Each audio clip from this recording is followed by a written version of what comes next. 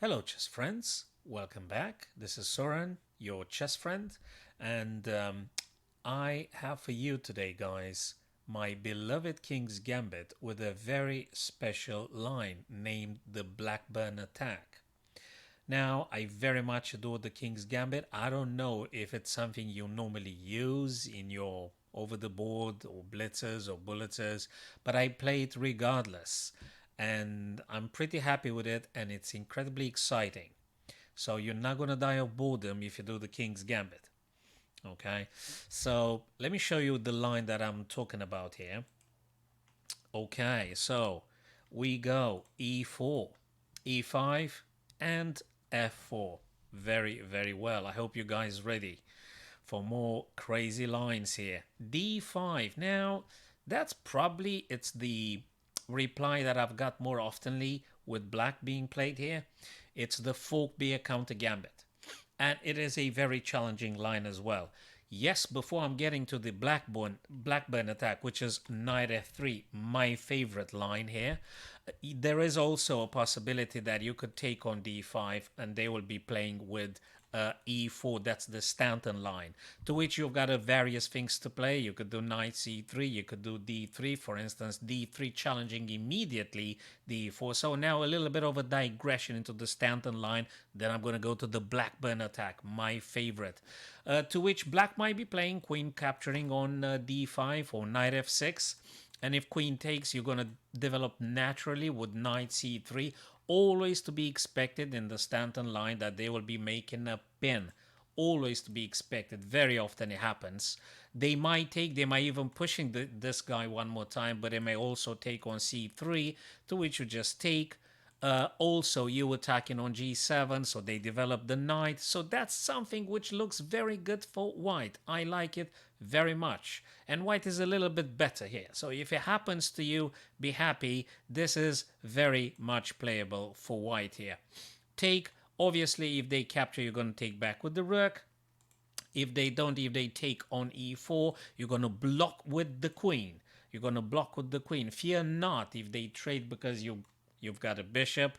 You're going to take back with the bishop. You're going to play knight f3, and then you can castle long or short. It's absolutely very fine. You've got the engine says something like plus 050, 060, so you're doing very well. So that's about the Stanton line briefly being put. But let me go back to the Blackburn attack. There is something really I want to share with you, my chess friends. We got knight f3, my favorite way to deal with the fork beer counter gambit here. And most of the cases you will notice that black takes on e4 attacking your knight. So need not to panic, because if you see this brief intro, and especially if you deepen it with your own analysis or going to the archives and just having a look at a couple of games, you will see that very naturally the knight develops on e5. And not just that develops on e5, but there is another element here, important, is the f7, is the perennial, eternal weakness of blacks, which is f7, which is constantly under pressure in the King's Gambit. Now, the reason many players with black pieces would be responding bishop e6, it's because they want to stop you playing the bishop. Just imagine that instead of bishop, they'll be playing the knight to c5, or I don't know, any other lines. It could be very well that you get the bishop on c4 and you're having double attack here. So very often they will be playing bishop to e6, trying to prevent you to get to c4. Now, what I want to propose from this moment onwards in this very position. Obviously now white can't play bishop to c4. You're not going to do this now. But what I'm suggesting is something incredibly exciting, spectacular, and super shocking for your opponent. Now, the next two moves would be knight to c3, naturally aiming to taking back the pawn. They might be playing knight to f6. Please do continue with queen e2, double attack on the e4 square. Very often it happens in my own games. Black continues with bishop c5. And now this is the key. This is move number 7 for white. Now the shocker. The shocker is f5. The first shocking attitude here is f5. You are attacking the bishop. Especially in blitzers or bulleters, 99.99 will be taking the pawn. And now comes the second shocker. Knight takes f6, 4 king, queen, and rook. Here, the archives and the engine suggest the most powerful move for black is queen to e7. But over the board, when you're playing this with 1, 2, 3 minutes per game, most of the player will just take your knight. And now you're going to play something very, very precise. Queen to c4, attacking the king and attacking the bishop on c5. Now, believe it or not, the most powerful move for black here is being recommended by the Stockfish 15. That's king to g6. And now, obviously, now you can just take the bishop back. I'm not mentioning if the king goes on f8 because you're going to take with check, forking, and actually capturing one extra piece. Let's just consider the strongest reply for black here, which is king to g6, to which you just take it back. Okay? And this is already very balanced. I mean, I like very much white being here. And you will see that actually they want to trade off the queens because the whole scenario looks so funky that black very likely will be proposing you to trading queens, to which you accept. And now comes a third shocker, so to speak. After pawn had taken your queen, guess what? You're gonna play. I mean, if this is not exciting, I don't know what's exciting in chess.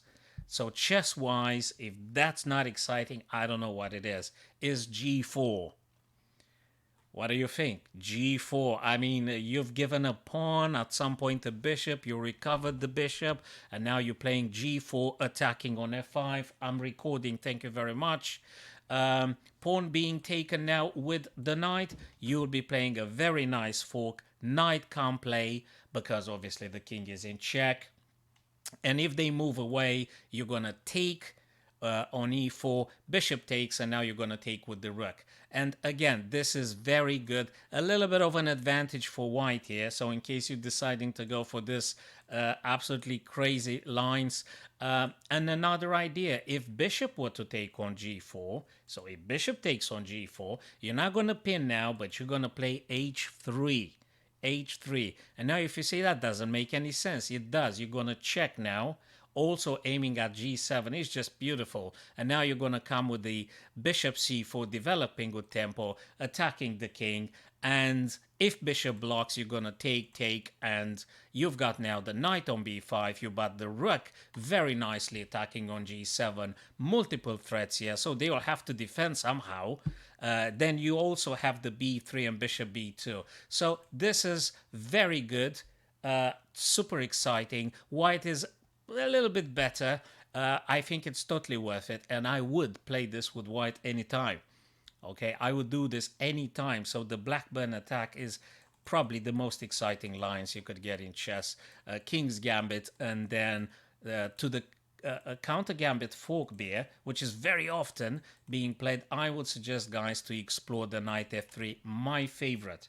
Very, very sharp game, very exciting lines, nothing to do with boredom, and totally to play this passionately and as aggressively as possible. Again, pawn takes, knight takes. If they don't stop you with bishop and they play bishop c5 or something, the bishop on c4 really wants to attack on f7. Okay, if they do bishop to e6, remember, try to go for the e4 pawn with knight c3, then the queen, get the queen out, and if this position were to happen, remember, f5, and after they take, knight f7. I guarantee you will be gaining a few seconds on the clock, a couple of attempts, they will be thinking, and if they do mistakes, they will pay for it.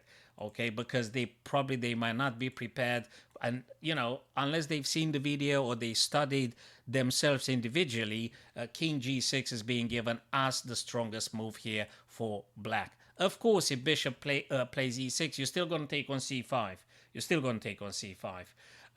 And that's absolutely great, very playable for white. So guys, if you like the aggressive and exciting lines, go for the King's Gambit, and especially for the fork beer counter gambit. If you understand the line, that's good too. My first choice would always be, for the time being, the Blackburne Attack. So guys, that was the lines that I wanted to submit your attention this evening, and I'll see you guys shortly with more chess videos. Have a wonderful, wonderful day.